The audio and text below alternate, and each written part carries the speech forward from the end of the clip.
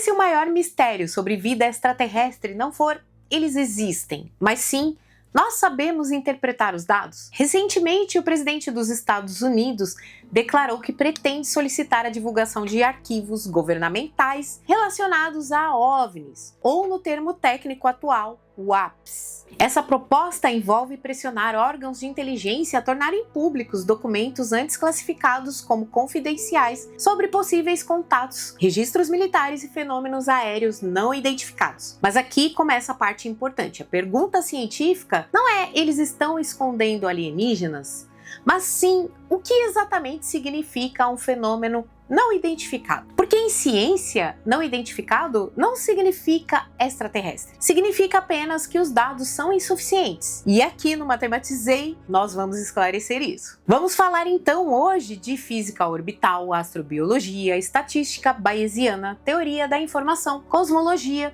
e limites tecnológicos reais. E vamos fazer isso com uma pergunta central: se existirem alienígenas, como a física permite que eles existam?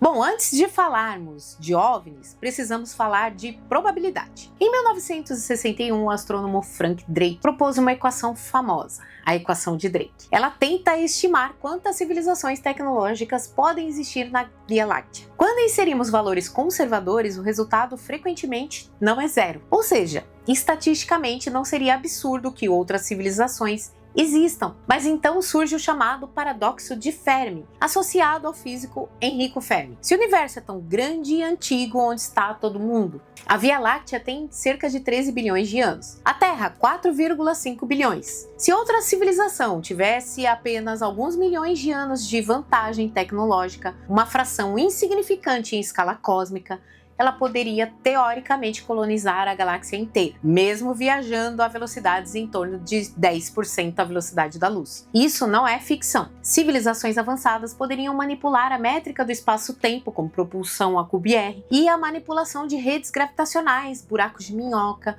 pontes de Einstein-Rosen ou curvatura local. Esses são os candidatos teóricos mais fortes para viagens interestelares rápidas, porque elas contornam o limite da velocidade da luz no espaço convencional. Então, por que não vemos nada? Bom, uma hipótese fascinante apresentada em discussões científicas modernas é a chamada teoria da floresta sombria ou dilema do prisioneiro em escala cósmica. Popularizada fora do meio técnico por obras de ficção científica, mas discutida também em ambientes acadêmicos.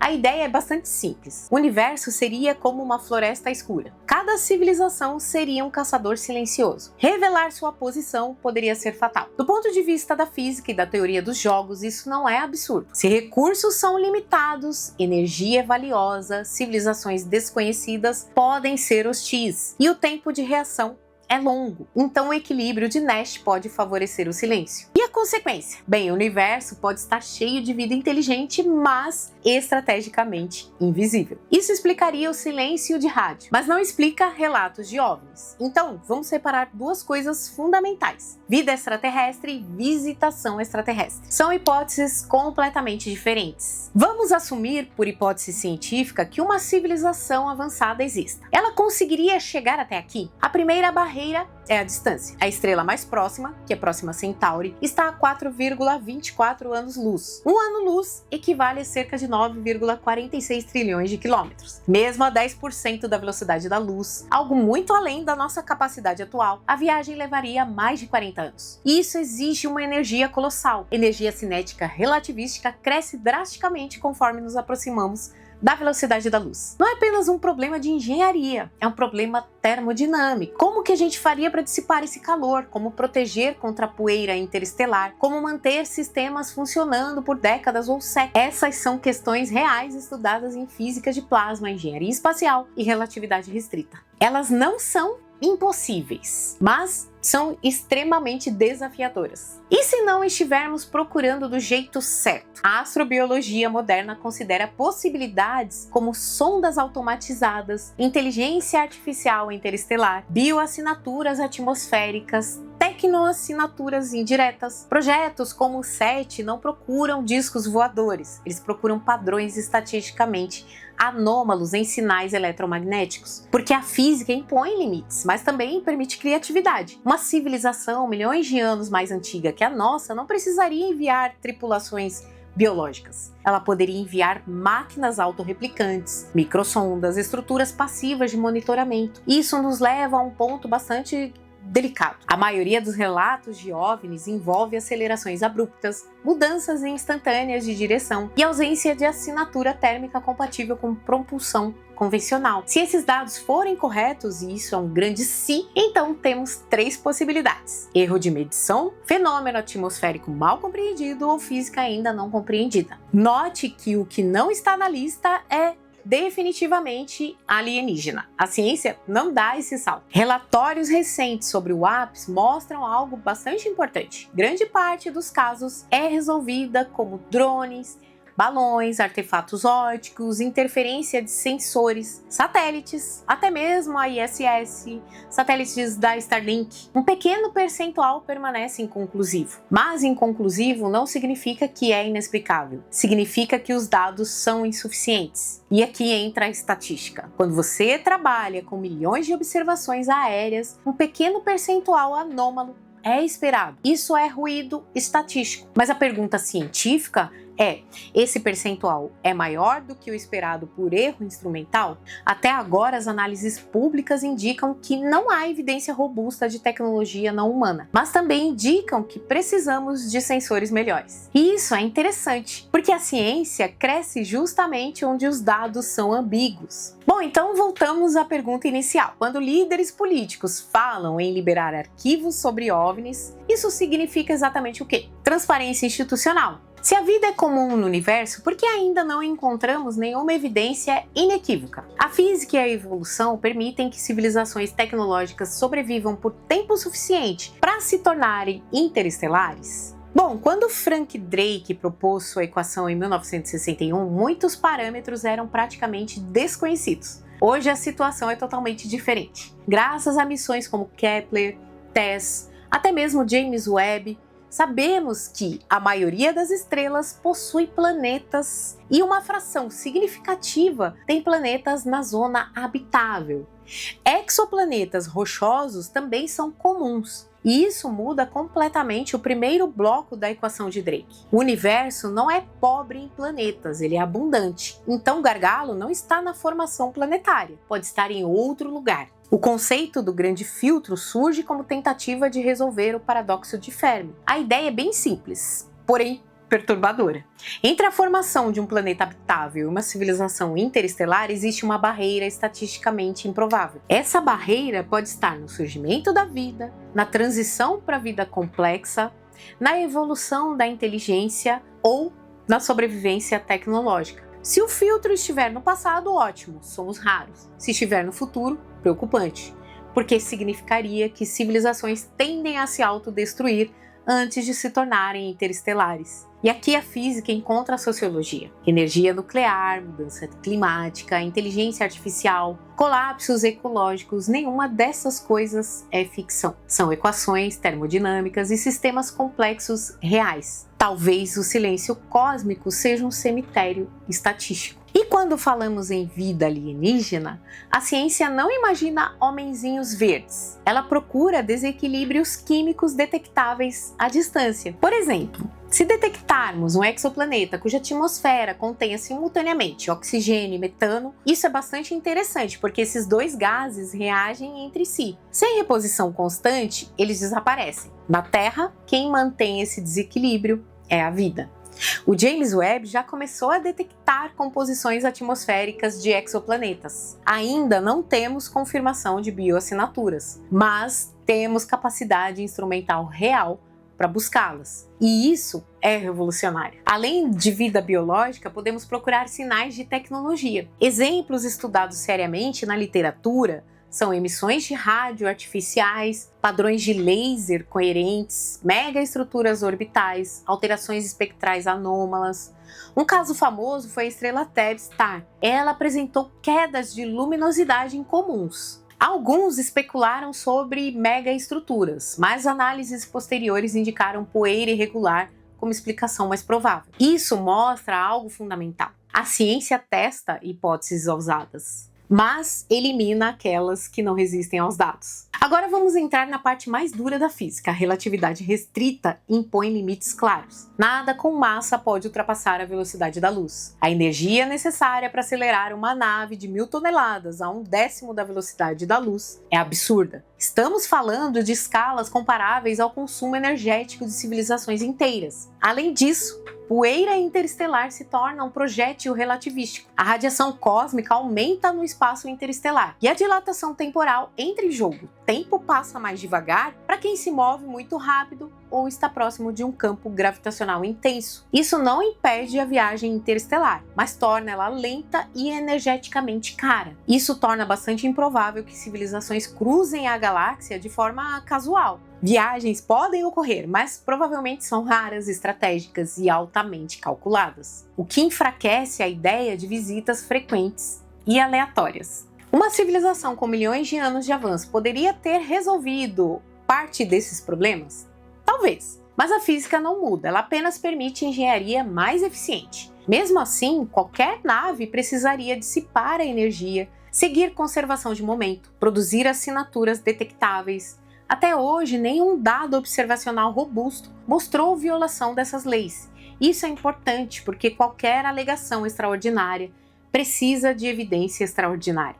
Bom, então onde isso nos deixa? Nós temos um universo abundante em planetas, química favorável à vida, instrumentos capazes de detectar bioassinaturas, física que permite, mas dificulta visitas interestelares, e ao mesmo tempo, nenhuma evidência confirmada de tecnologia alienígena, nenhuma bioassinatura inequívoca, nenhuma prova física de naves extraterrestres. E se o mistério dos OVNIs disser mais sobre nossas limitações instrumentais do que sobre visitantes interestelares? Porque a maior parte dos casos modernos de UAP não vem de testemunhos visuais comuns, vem de sensores. E sensores não enxergam, eles interpretam sinais físicos. Um radar não vê objetos, ele envia ondas eletromagnéticas e mede o tempo de retorno. Isso significa que interferência atmosférica pode distorcer esses sinais. Camadas térmicas podem causar refração. Objetos pequenos podem parecer maiores dependendo da assinatura. Um sistema infravermelho, como os usados em aeronaves modernas, não detectam a forma de um objeto. Ele detecta a diferença de temperatura. Se o objeto estiver mais frio ou mais quente que o fundo, ele aparece como um contraste. Agora pense, a atmosfera é um sistema caótico. Camadas de ar com temperaturas diferentes criam um espelhamento óptico, fata morgana, distorções angulares. Isso não é teoria conspiratória, é física atmosférica básica. Agora, existe um campo fascinante chamado física de plasma. Plasma é o quarto estado da matéria. O plasma é um gás altamente ionizado que exibe um comportamento coletivo. Nem todo gás com alguns íons é plasma. O Sol é plasma, relâmpagos criam plasma. Auroras envolvem plasma. Em certas condições, bolhas de plasma podem refletir as ondas de rádio, criar assinaturas infravermelhas incomuns. Alguns pesquisadores investigam se certos UAPs poderiam estar associados a fenômenos plasmáticos raros. É importante mencionar que ele interage fortemente com campos eletromagnéticos. Isso ajuda a explicar porque ele engana radares. Não é a explicação para todos os casos, mas é uma hipótese fisicamente plausível. E note a diferença, plausível é diferente de comprovado. A ciência trabalha nesse intervalo. Um dos argumentos mais usados em defesa da hipótese extraterrestre é: os objetos fizeram curvas impossíveis. Vamos analisar isso com física básica. Se um objeto realmente realizasse essa aceleração de dezenas de g, mudança instantânea de direção, sem deslocamento de ar visível, então teríamos ondas de choque, ou uma assinatura térmica intensa, ou uma interação aerodinâmica detectável. Se não há esses sinais, existem 3 possibilidades. O cálculo da velocidade está errado, a distância estimada está errada, nada ou o objeto não está se movendo como parece. Aqui entra algo chamado de erro paralaxe. Se o objeto próximo da câmera se move levemente, ele pode parecer se mover absurdamente rápido em relação ao fundo. Sem a distância precisa, a velocidade é uma suposição. E velocidade mal estimada gera aceleração ilusória. Isso já foi demonstrado em análises independentes de alguns vídeos famosos. Quando analisamos milhares de horas de gravação aérea, é estatisticamente inevitável que alguns registros pareçam estranhos. Alguns dados estejam incompletos e alguns sensores apresentem um ruído. Se 95% dos casos forem explicados e 5% forem inconclusivos, isso não significa que são alienígenas. Significa que 5% tem dados insuficientes. Isso é estatística básica, mas nosso cérebro não funciona assim. Ele procura padrões, mesmo onde não existem. Esse fenômeno é chamado de apofenia. O cérebro humano evoluiu para detectar ameaças. É melhor errar vendo algo que não existe do que ignorar algo perigoso. Isso cria tendência a interpretar a ambiguidade como intencionalidade. E se uma nave extraterrestre estivesse aqui, ela teria que obedecer conservação de energia, conservação de momento, segundo a lei da termodinâmica, eletrodinâmica. Qualquer propulsão produziria emissão energética, aquecimento, interação com o meio. E até hoje, nenhum relatório público demonstrou violação consistente dessas leis. E se algo realmente violasse essas leis? Isso seria ainda mais revolucionário do que a descoberta alienígena. Seria uma nova física. Bom, muitos WAPs são tratados como um problema de segurança nacional também, tá? Não como um fenômeno astrobiológico. Porque qualquer objeto não identificado em um espaço aéreo controlado é, antes de tudo, questão estratégica. E isso também é compreensível. Bom, então, onde estamos agora? Temos um universo provavelmente fértil, física que permite a vida, instrumentos cada vez mais sensíveis, casos aéreos ainda inconclusivos, mas ainda não temos nenhuma evidência física direta de tecnologia não humana, nenhum material recuperado, analisado publicamente, nenhuma bioassinatura confirmada. E se o problema nunca foi a ausência de alienígenas, mas a forma como definimos contato? Até aqui nós fizemos algo raro nesse debate. Separamos hipótese de evidência, física de especulação, estatística de narrativa. Agora vamos subir mais um nível, porque talvez a pergunta esteja mal formulada desde o início. Talvez o universo não esteja silencioso. Talvez nós ainda não saibamos escutar. Bom, quando pensamos em contato, imaginamos naves pousando, comunicação direta e sinais inequívocos, mas a física da informação nos ensina algo diferente. Um sinal só é detectável se ele estiver dentro da nossa janela tecnológica, se ele tiver intensidade suficiente, se for distinguível de ruído e se ele for reconhecido como artificial. Isso é teoria da informação. Um padrão pode estar presente e ainda assim ser indistinguível do ruído estatístico. O próprio SETI trabalha com esse desafio há décadas. Eles não procuram luzes no céu, eles procuram compressão estatisticamente improvável em sinais de rádio, porque compressão implica numa estrutura, e estrutura implica em inteligência. Existe uma outra possibilidade bastante desconfortável. E se as civilizações avançadas operarem em escalas que não percebemos? Escalas como processamento em substratos não biológicos, estruturas computacionais distribuídas, engenharia estelar de longo prazo, manipulação de matéria escura ou energia em níveis sutis. Isso pode parecer ficção, mas pense, se uma civilização tiver milhões de anos de vantagem, sua prioridade pode não ser a expansão física, pode ser a otimização energética. A física favorece sistemas estáveis e de baixo gasto energético. Uma civilização muito avançada pode ser pequena, fria, eletromagneticamente silenciosa, ou seja, ela pode ser indetectável com nossos métodos atuais. Bom, agora vamos aplicar a navalha de Ockham. Qual hipótese exige menos suposições? Civilizações que cruzam a galáxia regularmente, visitam a Terra secretamente, ou o universo é vasto, as distâncias são enormes e visitas são raríssimas. A segunda exige menos variáveis extraordinárias e, em ciência, hipóteses mais simples são as mais preferidas, até que os dados as derrubem. Bom, como hipótese aberta, não há conclusão. Se amanhã detectássemos uma bioassinatura inequívoca, um sinal matematicamente estruturado, um artefato de composição isotópica impossível naturalmente, isso mudaria tudo. E a ciência está preparada para isso também. Protocolos internacionais já existem para detecção e confirmação. O contato não seria anunciado por um político, seria confirmado por múltiplos observatórios independentes. Talvez estejamos vivendo um momento específico da história cósmica. Civilizações podem surgir e desaparecer em janelas curtas. Se a duração média de uma civilização tecnológica for, por exemplo, 5.000 anos, isso é nada em escala galáctica. Podemos simplesmente não estar sincronizados com ninguém. Isso é estatística temporal, não solidão metafísica. Talvez a pergunta mais importante não seja existem alienígenas, mas que tipo de civilização queremos ser?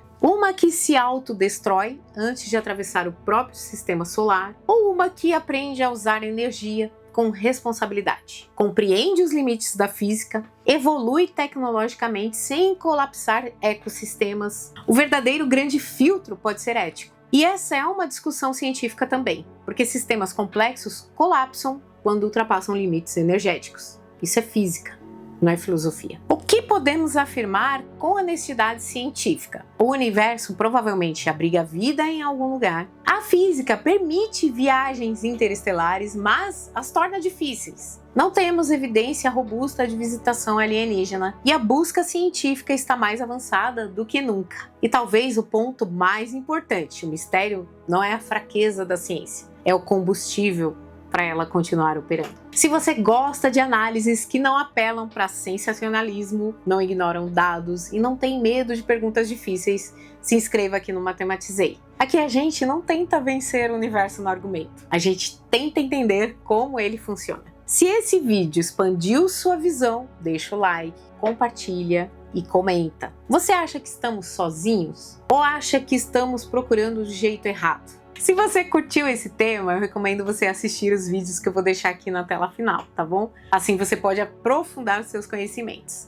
Ah, e aproveitando, recentemente eu estive no podcast Inteligência Limitada, onde eu, o professor César Lenz e o Felipe Jaime e o nosso anfitrião Vilela discutimos ciência, universo, limites da física e esses temas que geram tantas dúvidas. Se você ainda não assistiu, vale muito a pena conferir essa conversa, tá? Vou deixar lá no link da descrição. Foi uma oportunidade incrível de levar o debate científico para um público ainda maior. Bom, talvez o universo esteja cheio de vida, talvez não, mas uma coisa é certa. Nunca tivemos tantos instrumentos, tantos dados e tanta capacidade de perguntar. E isso por si só já é extraordinário. Um beijo no coração de todos vocês e até o próximo vídeo.